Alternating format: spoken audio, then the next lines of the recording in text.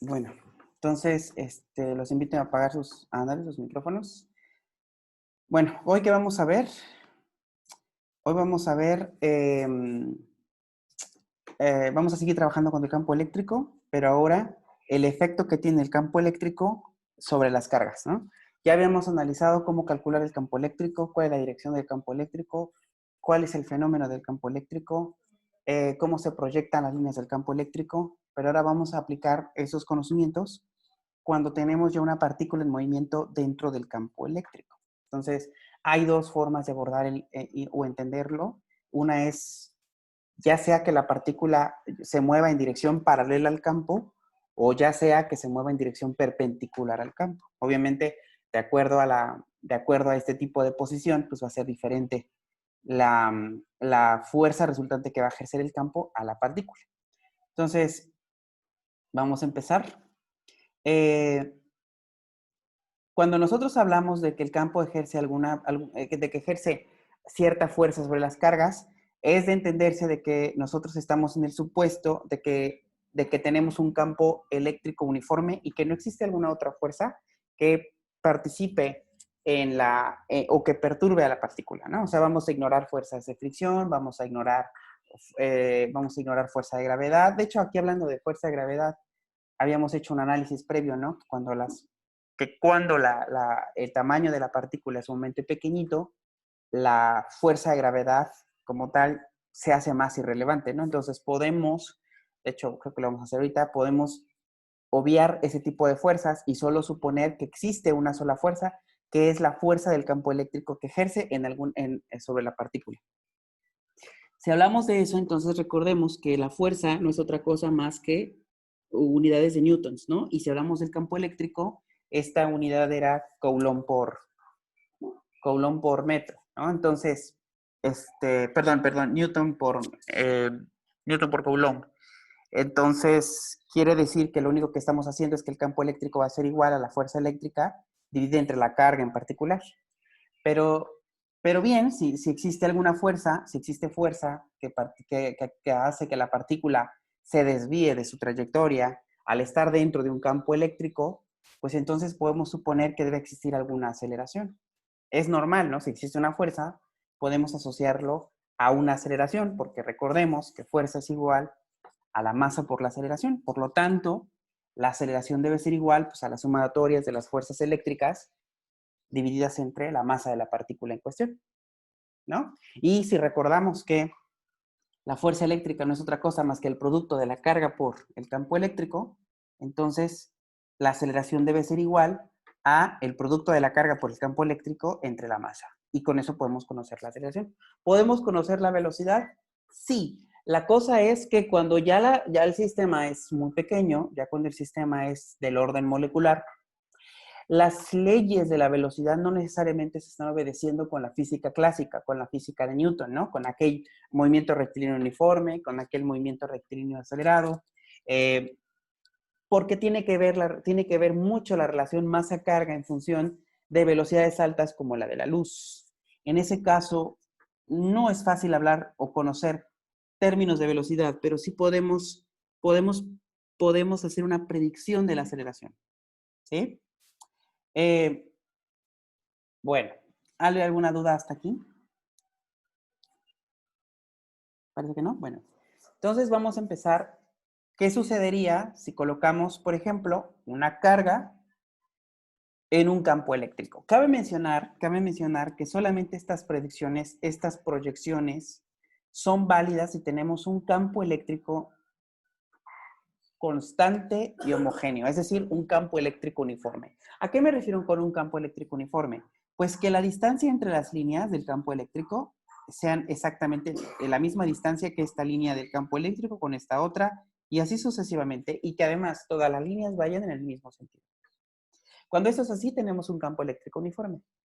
¿Cómo podemos generar un campo eléctrico uniforme? Bueno, pues muchos de los experimentos en física se hacen, o estos experimentos se pueden hacer cuando tú colocas una placa cargada positivamente y una placa cargada negativamente. Cuando haces eso y los acercas lo suficiente, pero nunca los juntas, en la vecindad entre estas dos placas pues obviamente se genera un campo eléctrico, porque recordemos que cuando tenemos una carga, está asociada de manera inherente a un campo eléctrico, ¿no? Y la dirección del campo eléctrico va a ser de la carga positiva a la carga negativa. Si recuerdan esos conocimientos que ya vimos. Entonces eso es un campo eléctrico y que la placa debe ser en la superficie totalmente simétrica, totalmente perfecta, por así decirlo, ¿no? O sea, que sea una placa perfectamente simétrica que haga que la uniformidad del campo eléctrico en cualquier punto de la placa, en cualquier recorrido de la placa, sea lo mismo. Ahora, imagínense que en esas dos placas, entre esas dos placas, se coloca un electrón. ¿Qué creen que suceda? Bueno, si está el electrón en reposo, ya sabemos qué pasa. Podemos calcular la fuerza eléctrica, ¿no? Sí lo podemos hacer, porque recordemos que la fuerza eléctrica del electrón sería igual al campo eléctrico por la carga, ¿no es cierto? O sea, tenemos que conocer la intensidad del campo eléctrico y la carga asociada. Pero, ese cálculo es muy sencillo y ya lo hicimos, ya lo predecimos anteriormente. Pero ahora, ¿qué sucedería si ese electrón no estuviese en reposo? Si ese electrón estuviera en un movimiento. Vamos a suponer que yo tengo un acelerador de partículas o un tubo de rayos catódicos como el que teníamos en nuestras televisiones viejitas y yo sé que puedo impulsar al electrón a salir disparado. Al ser disparado, este va a ejercer una velocidad. ¿Y qué pasaría si ese electrón se mueve en dirección a un campo eléctrico? ¿Cómo se comporta su velocidad? ¿Cómo se comporta su aceleración? ¿Cambia su posición? ¿Cuál es la fuerza eléctrica ahora ya una vez que el electrón está en movimiento? Bueno, son aspectos que vamos a revisar justo ahorita. Para ello, entonces, va a depender, como les comentaba, de la posición en la que esta partícula entra al campo eléctrico. Depende entonces de la orientación que tenga el campo eléctrico referente a la orientación o a la posición de la partícula en tiempo inicial. A ver, si por ejemplo, si yo tengo un electrón que se mueve de manera paralela, como es este caso, imagínense que el campo eléctrico es este que está acá, ¿no? ¿En qué dirección está el campo? Pues el campo debe de estar en más I, ¿no es cierto? ¿Por qué? Porque las líneas del campo eléctrico están orientadas hacia el eje de las X positivo.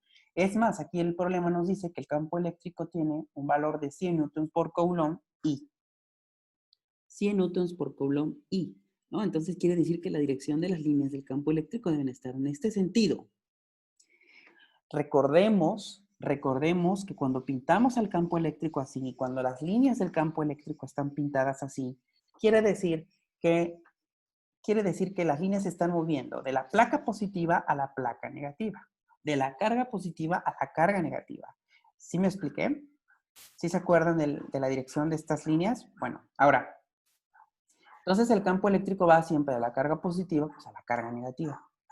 Ahora imagínense que un electrón se proyecta en este campo que está acá con una velocidad inicial conocida. ¿Cuál es la velocidad inicial? Pues bueno, ahí dice 2 por 10 a la 6 metros por segundo dirección I. ¿Se dieron cuenta? O sea, lleva una velocidad y porque recordamos que la velocidad es una unidad, es una magnitud vectorial, al igual que el campo. Por lo tanto, al ser vectoriales, es importante indicar su orientación. Entonces, si el campo eléctrico está a 100 newtons por coulomb, bueno, está a esta dirección, como estoy viendo en el mouse, ¿no? Pero si la velocidad del electrón al punto inicial es de 2 por 10 a la 6 metros por segundo y quiere decir que el electrón venía con una velocidad, entró al campo, pero en dirección al campo. Justo donde está apuntando la flechita aquí en esta figura. ¿De acuerdo? O sea, fíjense el fenómeno. O sea, tenemos el campo eléctrico está apuntando hacia más I, y llega un electrón y justo corre a la misma dirección que el campo eléctrico. ¿Qué sucede? Bueno, nos pide la pregunta Iris. ¿Qué distancia recorrerá el electrón antes de que momentáneamente quede en reposo? Primera pregunta para ustedes, el que me quiera contestar. Dice la pregunta, ¿qué distancia recorrerá el electrón antes de que momentáneamente quede en reposo? ¿Se entiende? ¿Tiene sentido esta pregunta? ¿Por qué debería en algún momento el electrón estar en reposo? ¿Alguien tiene alguna idea?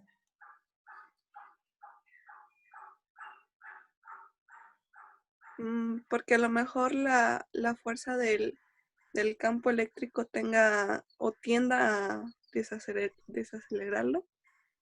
Tienda a desacelerar el electrón. Dijiste algo muy importante. La pregunta es ahora, ¿por qué se desaceleraría el electrón?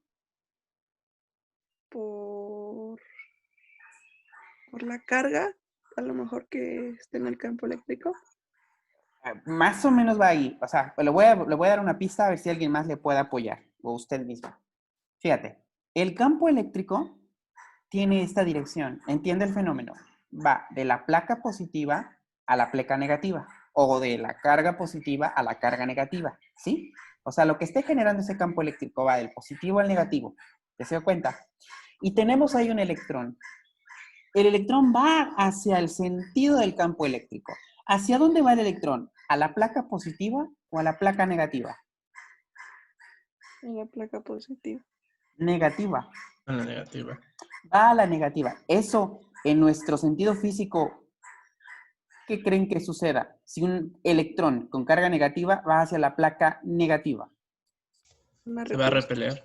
Va a haber un punto en que esto va a repelerse. Pero recordemos que este electrón ya lleva una energía cinética involucrada. ¿Por qué lleva una energía cinética involucrada? Porque ya va en movimiento hacia la placa negativa. Quiere decir que hay una fuerza que lo está acelerando hacia la placa negativa, pero conforme se va acercando a la placa negativa, la fuerza de repulsión de la placa negativa va incrementándose, ¿no es cierto? Porque estás acercándote a ella hasta un punto en el que pueda eclipsar a la energía cinética de la velocidad de entrada. Por eso se va a parar y va a mover un punto en el que llega el reposo y se regresa. Porque ahora la carga, la placa negativa lo va a repeler. Por eso es importante tratar de entender este fenómeno antes de resolverlo. Muchas gracias por sus participaciones muy acertadas. Entonces quiere decir que si tenemos una carga negativa que va en sentido del campo eléctrico, la fuerza resultante que va a sentir esta carga va a ser en sentido opuesto al campo eléctrico. Eso es lo más importante que aprendimos ahorita. ¿Sale? Si fuese por el contrario, una carga positiva, que imagínense que es el mismo problema, nada más que en vez de un electrón sea un protón, y es exactamente lo mismo, tiene una velocidad inicial a favor del campo eléctrico, ¿hacia dónde estaría la fuerza eléctrica del protón? Hacia la dirección del campo eléctrico. ¿Por qué? Porque ahora sí se está acercando a la placa negativa. ¿Vale? Cosa contraria con lo que sucede a un electrón. Esas son las cosas que necesito que ya las tengan bien presentes. ¿Sale? Ahora. Doc. Ahora, entonces ya entendimos la pregunta. Tiene todo el sentido del mundo. En algún punto el electrón se va a parar y después se va a regresar. Va a salir repelido por la interacción de la placa negativa. Entonces, la pregunta aquí es, ¿cómo voy a calcular, cómo voy a saber qué distancia recorre el electrón hasta el punto en el que éste se detenga? Bueno, recordemos algo muy importante, que pues a pesar de que estamos hablando de escala molecular, podemos hacer predicciones newtonianas. Al hacer una predicción newtoniana, lo primero que seguramente se les viene a la mente, claro, es movimiento rectilíneo. Pero ¿qué clase de movimiento rectilíneo pudiese ser? Tenemos dos, movimiento rectilíneo uniforme y movimiento rectilíneo acelerado. ¿Quién me dice cuál de las dos posiblemente es? Acelerado. Es movimiento rectilíneo acelerado. ¿Por qué acelerado? Porque tenemos una aceleración. Siempre que existe una fuerza, existe una aceleración. Si las fuerzas están en absoluto equilibrio, es decir, que la sumatoria de las fuerzas que están alrededor de la partícula son iguales a cero, no tenemos aceleración. Por lo tanto, estamos hablando de un movimiento rectilíneo uniforme. Pero cuando existe una fuerza como la fuerza eléctrica, es de suponer entonces que hay una aceleración. Por lo tanto, si voy a utilizar una aproximación para conocer pues qué tanto se desplazó la partícula hasta el punto de reposo, pues una buena aproximación es usar entonces movimiento rectilíneo acelerado. Muy bien. Entonces, cuando hablamos de movimiento rectilíneo acelerado, recordamos aquí una de las ecuaciones clásicas de Newton, que es la que estoy poniendo acá. Se supone que, bueno, estas son aplicaciones del campo eléctrico. Se supone que ya conocemos todos nosotros el movimiento rectilíneo y el movimiento rectilíneo uniforme. Entiendo que llevaron física, ¿verdad? Sí. Pues estas cosas no son raras.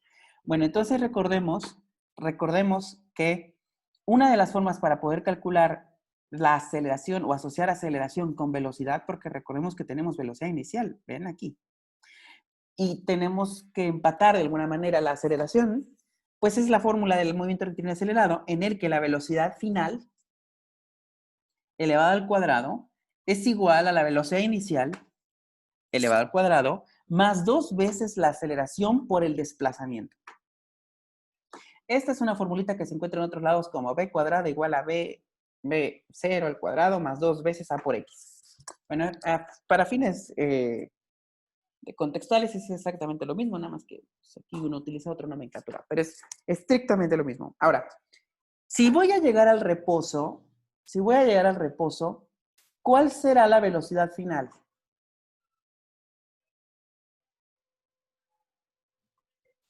Cero. La velocidad final sería 0. Entonces, aquí tendría que tener 0, porque voy a llegar al reposo, y va a ser igual a la velocidad inicial, que ya la conozco, más 2 veces la aceleración, que quién sabe cuál sea, por el desplazamiento, que es el que me importa. A ver, entonces si voy a utilizar esta ecuación, ¿qué es lo que sí tengo y qué es lo que no tengo? Bueno, la velocidad final ya la tengo, voy a llegar al reposo. Tengo la velocidad inicial. Me interesa el desplazamiento y de las fórmulas que estoy poniendo acá, parece ser que esta es la única que me sirve porque tengo desplazamiento aquí. Necesito aceleración. ¿Cómo calculo la aceleración? Pues recuerdo acá que la aceleración no es otra cosa más que la sumatoria de las fuerzas dividida entre la masa. Recordemos que la fuerza es igual a la masa por la aceleración. Si despejan de esa formulita, tenemos que la aceleración es igual a la sumatoria de las fuerzas dividida entre la masa. Entonces necesito conocer, ¿qué necesitamos conocer? La fuerza eléctrica y la masa. ¿La masa la conocemos? Sí, pues es un electrón. Lo que no conocemos es la fuerza eléctrica. Entonces, conociendo fuerza eléctrica, básicamente ya podemos resolver el problema. Entonces, acá está la aceleración. Ahora, ¿por qué pongo términos en X? ¿Por qué me estoy yendo XXX? Bueno, me estoy yendo XXX porque recordemos que el movimiento de la partícula está sobre el eje de las X. Simplemente la línea del campo eléctrico está a más X, pero la fuerza eléctrica debe estar a menos X. Nunca se va a un coseno de algo, o se va a Y, me explico. Es un sistema lineal, por lo tanto, los fenómenos físicos de velocidad, de aceleración y fuerza deben estar sobre el eje de las X. Ahora, entonces la velocidad que yo necesito conocer, pues es justamente en términos de X. Por eso está como denominador X, ¿vale? Y la aceleración, por lo tanto, como es la segunda derivada de la velocidad, pues debe tener una proyección también en dirección a la velocidad, ¿no? Entonces, la aceleración va a ser igual a la fuerza en X, que es la fuerza eléctrica entre la masa.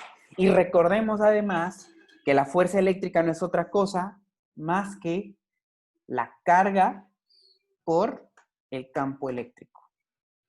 Entonces, la fuerza eléctrica va a ser igual a la carga por el campo eléctrico dividido entre la masa. ¿Y por qué es negativo? Porque recordemos que el campo eléctrico acá es positivo y nuestro sentido físico dice que la fuerza eléctrica que siente esta partícula dentro del campo eléctrico debe ser opuesto al campo, por eso es negativo.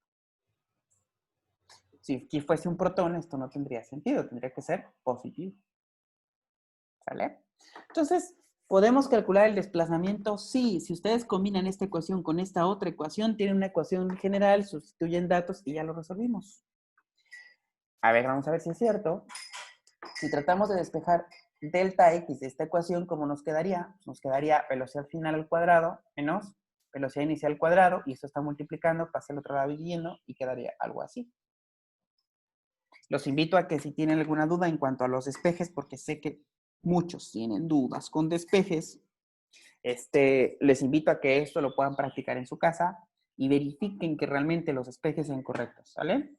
Bueno, entonces, cuando ya tenemos este despeje, ¿qué tenemos que hacer acá? Pues velocidad final no tenemos nada que hacerle, velocidad inicial tampoco, Pero sigue la aceleración, que no la conozco, la sustituyo simplemente por nuestra fórmula que ya deducimos aquí, ¿no? Ya en términos de campo y en términos de carga. Entonces, esto está acá. ¿Ya se dieron cuenta? Lo sustituyo simplemente. Y ahora trato de hacer pues ya nada más un ajuste matemático, mira álgebra, y llego a que si coloco que la velocidad final es 0, porque va a llegar un momento en que el electrón se pare, entonces por arreglo matemático y después aplico Sandwich, tengo que llegar a esta otra ecuación. ¿Sale? Si llego a esta otra ecuación, lo único que me queda es en términos de la masa del electrón, en términos de la velocidad inicial al cuadrado y en términos de unidades que yo ya conozco, que es la carga del electrón y del campo eléctrico. ¿Qué es esto que está acá? Al final me va a dar 1.14 centímetros. Claro, esto está de metros y después hice la conversión a centímetros. 1.14 centímetros. Si alguien gusta hacerlo en su calculador, pues corrobórelo, ¿sale? Ahora, lo importante aquí es por qué da positivo. ¿Por qué da positivo el valor de delta X? ¿Alguien me puede decir si es coherente que nos dé un valor positivo? 1.14 centímetros. ¿Es coherente? Pues sí, ¿no? Porque el desplazamiento siempre va a ser positivo. Y aparte de que aquí se mueve hacia la derecha. Exactamente. Porque se está moviendo hacia la derecha. O sea, así como esté el electrón aquí, hagan de cuenta que yo pongo un electrón acá con esa velocidad inicial. Ya viene con una velocidad inicial. ¿Cuánto se desplaza hasta que se pare? Bueno, vamos a suponer que la flechita me dice 1.14 centímetros. Entonces es 1.14 centímetros y, ¿no? Delta X debe ser positivo, es 1.14 centímetros y, aquí está, llega al reposo y después, ¿qué va a suceder? Se regresa. ¿Sí? O se puede quedar el reposo en el equilibrio. En el equilibrio me refiero a que la energía cinética de la partícula sea exactamente igual a la energía que está ejerciendo la fuerza opuesta del campo eléctrico. Entonces estamos hablando de reposo. Pero si eso no es así, la partícula lo que va a pasar es que se va desacelerando hasta que llega a cero, se frena y regresa. ¿Vale? Bueno, ¿dudas con este ejercicio?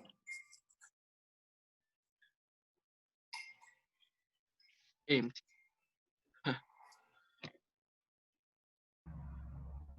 profe. Ajá. Para ya la fórmula, la última fórmula para calcular el delta X. Ajá. La masa es constante siempre que hablemos de partículas así, ¿vamos a la misma masa? No. Bueno, aquí, por ejemplo, en este caso en particular, cuando estamos hablando de electrón, pues va a ser la masa asociada al electrón, Ajá. que es 9.11 por 10 a la menos 31 kilogramos. Si estamos hablando de un protón, ya no es la misma masa, ¿no? Es a la menos 27. Claro, que si yo estoy diciéndote una partícula de una masa tal, pues se tiene que indicar la masa, si no, no tendrías forma de calcular. Pero si nada más te dicen electrón, protón, neutrón, etcétera, pues son masas que ya puedes decir, ya se conoce la masa del protón. Entonces la investigas y la pones. Vale, pues. ¿Sale? Gracias, profe. ¿Sí? ¿Alguna otra duda? No, solo era eso. ¿No? ¿Alguien más?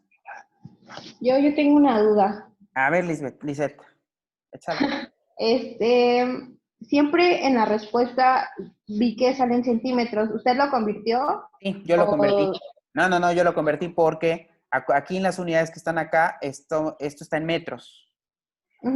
Y newtons está en metros, es una unidad que le antecede a metros. Entonces, por regla, la respuesta debe estar en metros. Nada más que para que sea más digerible el resultado, en vez de decir 0.0000114 centímetros, pues es más fácil decir 1.14 centímetros. Nada más por cuestiones de practicidad en manejar la respuesta, a veces se utilizan escalas menores para hacer mención a los resultados. Pero el resultado que le debe dar aquí es metros. Yo ya lo hice en centímetros. ¿Vale? Ok. Sí, gracias. De nada. ¿Alguien tiene alguna otra duda? En mi resultado me salió 0.113. 0.113. Ah,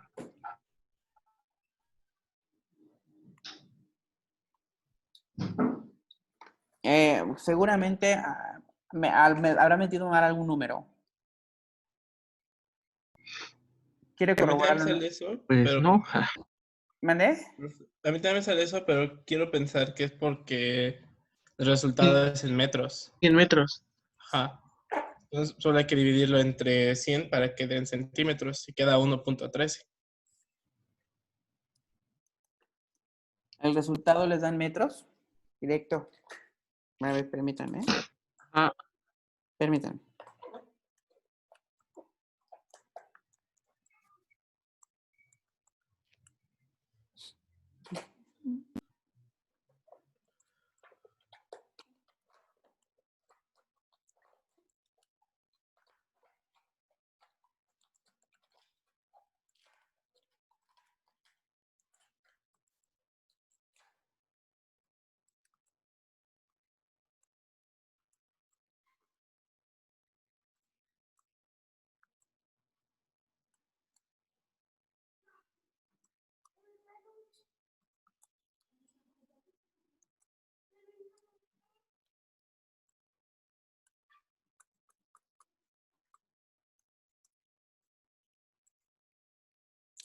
A mí me da el resultado 0.0113.875, que redondeado sería 0.0114.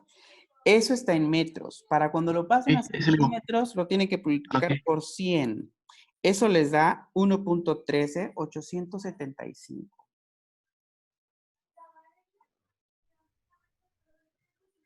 ¿Ya lo verificaron? Sí.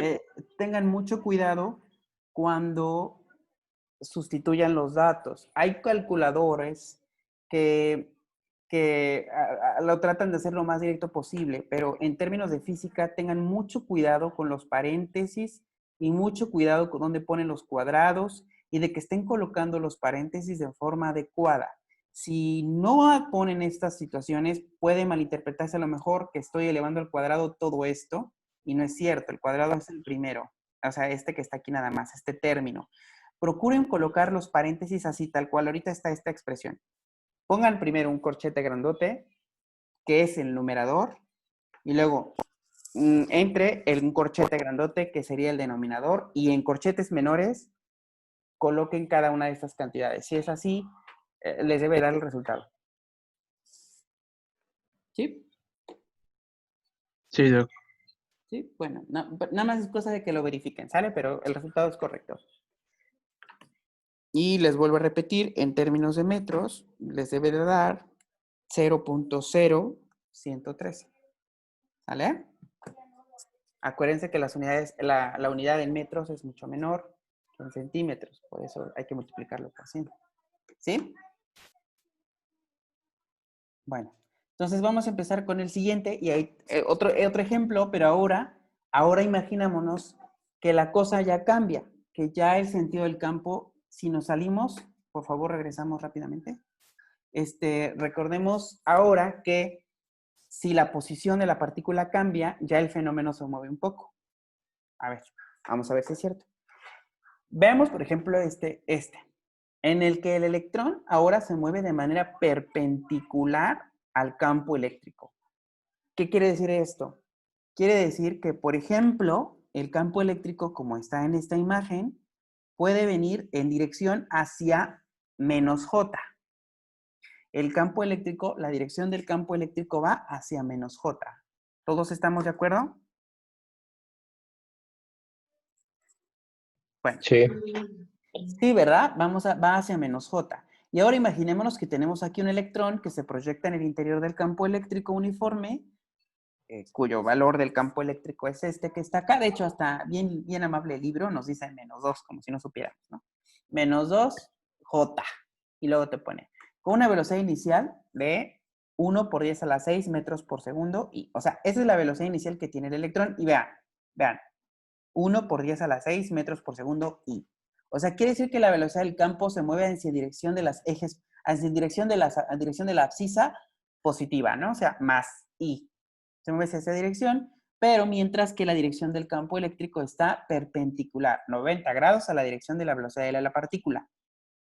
La pregunta es, ¿cuánto se habrá desviado el electrón si ha recorrido 1 centímetro en dirección X. A ver, otra vez. Hay que entender el fenómeno. Visualicen la imagen. Tenemos ahora un electrón que está puesto ahí en un campo eléctrico uniforme. Otra vez, si quieren, imaginémonos que se colocan 2 placas. La placa positiva sería la parte de arriba y la placa negativa sería la parte de abajo. Y entre esas 2 placas viene un electrón en dirección hacia Y positiva. A ver, primera pregunta. ¿Hacia dónde se debería de mover la fuerza eléctrica del electrón? ¿Hacia dónde está la dirección de la fuerza eléctrica que siente la partícula dentro del campo? ¿Hacia dónde debería de ir? Hacia menos X, hacia más X, hacia más J, hacia menos J. Hacia más J. Debería de ir hacia más J. ¿Por qué debería de ir hacia más J? Bueno, recordemos que la partícula nuevamente es un electrón, tiene carga negativa, y recordemos que el campo eléctrico, las líneas del campo eléctrico me indican que la placa positiva está arriba y la placa negativa está abajo. O sea, las líneas van del positivo al negativo. ¿Sí? No tiene sentido que el electrón se vaya hacia la placa negativa porque eso va a ser una repulsión. Más bien debería de ir hacia la placa positiva porque es una atracción. Pero como ya lleva una velocidad inherente, pues esto no va a ser aquí el electrón aquí venga y luego ¡pum!, se pone para arriba, ¿no? Más bien tendría que ser un tiro parabólico, pero así. Así. Como una curva. Una trayectoria curva, ¿no? Que obviamente esa trayectoria curva describe el movimiento de cómo el electrón se va desviando de su dirección original más X. Ahí pueden apagar su micrófono. De su dirección original más Y hacia la dirección más J. ¿Sale? Por eso la pregunta dice, ¿cuánto se habrá desviado el electrón si ha recorrido 1 centímetro en la dirección X? Cuando estamos hablando de cuánto se ha desviado el electrón, estamos hablando en términos de distancia. ¿Cuánto se recorrió? ¿Sale? Entonces, al hablar de cuánto se recorrió, cuánto se desvió, estamos hablando de cuántos centímetros esto se recorrió hacia Y. ¿Cuánto se fue hacia Y? ¿Sale? ¿Por qué? Porque obviamente va a haber una parte de X en esa trayectoria curva en el que el electrón siga su trayectoria en X, pero se va desviando hasta irse en Y. Entonces, el desplazamiento que tuvo en X tiene que tener un reflejo en el desplazamiento que va a tener hacia Y. ¿Qué desplazamiento tuvo hacia X? Por ejemplo, acá dice, 1 centímetro.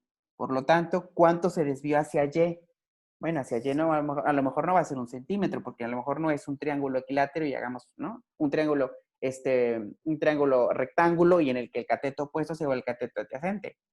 A lo mejor aquí sí es diferente, ¿no? Entonces, habría que calcular cuánto desplazamiento se fue hacia Y si conocemos el desplazamiento de la componente en X. Bueno, a ver. Aquí hay algo que les quiero comentar. Y a lo mejor aquí me pueden decir, oiga, pero ya el movimiento del electrón va hacia más J. Ninguna otra fuerza está actuando en la partícula a modo de que al momento de hacer el cálculo de cuánto se desplazó hacia Y, las ignoremos, o si existe una fuerza que sí tenga importancia y por lo tanto nuestro cálculo cerrado al final, si la ignoramos. La única fuerza que podría estar ahí participando ya cuando el electrón se mueve hacia arriba o se mueve hacia abajo es la fuerza de gravedad. En el caso anterior no tenía sentido la fuerza de gravedad porque es movimiento rectilíneo. En un movimiento rectilíneo la fuerza de gravedad no tiene sentido. Pero si es un sentido parabólico, hacia arriba o hacia abajo, un tiro libre, una caída libre, ahí sí, la fuerza de gravedad es sumamente importante porque sí existe una contribución importante de la energía potencial. Entonces, siempre verifiquen que si ustedes sospechan de que existe una fuerza que es tangente o una fuerza que es paralela o perpendicular a la dirección y posición de la partícula, Sí es importante tomarlo en cuenta, ¿no? Porque de lo contrario nuestro resultado está errado. A ver, entonces vamos a verificar si considerar la fuerza de gravedad resulta relevante. Si no, ¿para qué? Bueno, si es así, recordemos que tenemos por ahí una deducción matemática que hicimos una tarea en el que podemos conocer qué tan relevante es la fuerza de gravedad conociendo el cociente de la fuerza eléctrica respecto a la fuerza de gravedad, ¿no? Y recordemos que la fuerza eléctrica ya en términos de campo no es otra cosa más que la carga por el campo, que es este que está aquí, dividido entre la fuerza de gravedad, que no es otra cosa más que la masa por la gravedad, ¿no? Si sustituimos estos datos, si alguien gusta corroborarlos, les va a dar que la razón de la fuerza eléctrica con la fuerza de gravedad está a 3.6 por 10 a la 13 veces. O sea, la fuerza eléctrica es 3.6 por 10 a la 13 veces mayor que la fuerza de gravedad. ¿Es relevante utilizar la fuerza de gravedad aquí?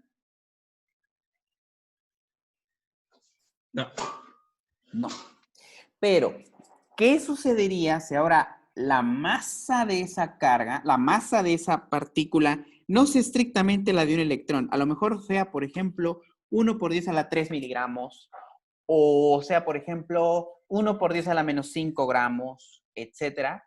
Aunque son cantidades pequeñitas, pero la fuerza de gravedad, a medida que la masa se hace mayor, la fuerza de gravedad se hace más importante. Y sí va a contribuir a qué tanto va a moverse la partícula hacia en dirección más Y, hacia dirección más J.